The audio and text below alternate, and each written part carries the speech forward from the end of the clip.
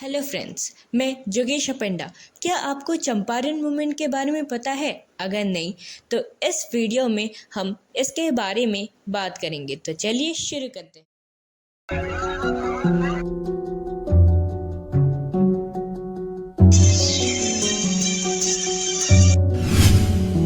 तो सबसे पहले क्वेश्चन ये है कि इंडिगो है क्या।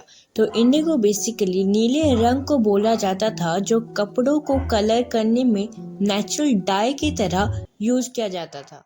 इंडिया में पहली बार ब्रिटिश द्वारा इंडिगो कल्टीवेशन 1777 बेरार, अवध और बंगाल में शुरू की गई।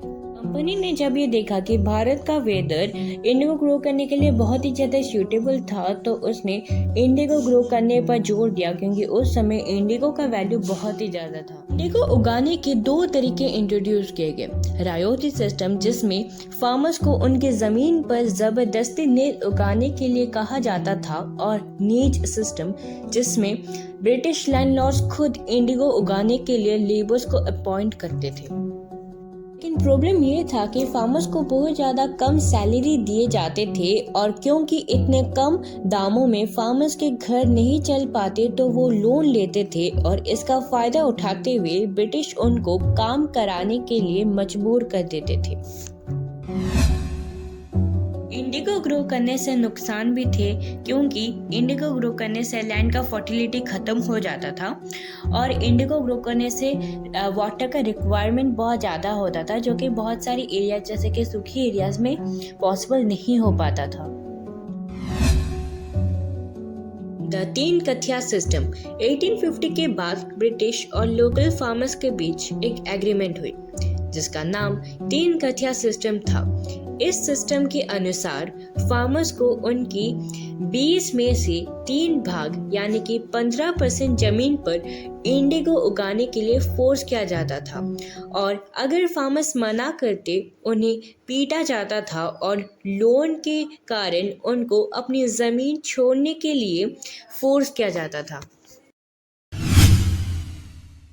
द इंडिगो रिवोल्ट, ये भारी एक्सप्लोटेशन के कारण 1859-60 के बीच बंगाल में इंडिगो रिवोल्ट किया गया, जिसके बाद ब्रिटिश 1860 में इंडिगो कमीशन रिपोर्ट जारी किए, जिसमें वो एक्सप्लोटेशन टू फार्मर्स स्वीकार किए।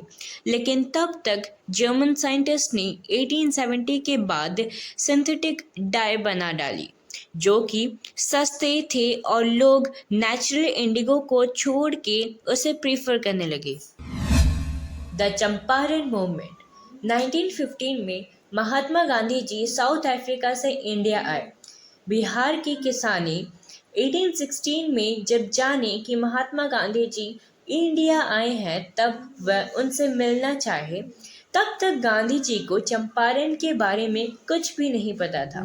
1916 में राजकुमार शुक्ला ने गांधी जी को बुलाने लखनऊ गए, परंतु गांधी जी तब बहुत बिजी थे। परंतु राजकुमार शुक्ला के डेडिकेशन देखकर गांधी जी उनके साथ चंपारण आए और सिचुएशन को अच्छी तरह से समझे।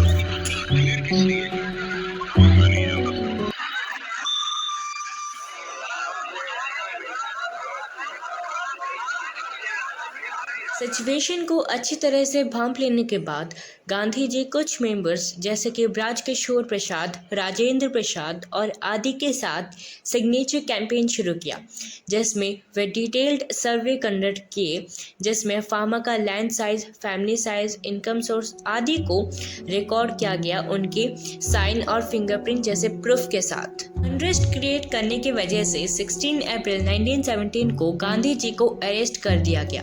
18 अप्रैल 1917 को गांधी जी को कोर्ट में रिप्रेजेंट किया गया, जहां पर बहुत भीड़ हो रखी थी। तब गांधी जी को अपने लिए बोलने का मौका दिया गया, जहां पर वो बहुत ही हम्बल वे में अपनी गलती को स्वीकार करते हैं, जिसके वजह से उन्हें छोड़ दिया गया। उनके रिप्लाई को आप कमेंट बॉक्स में पढ़ सकते हैं।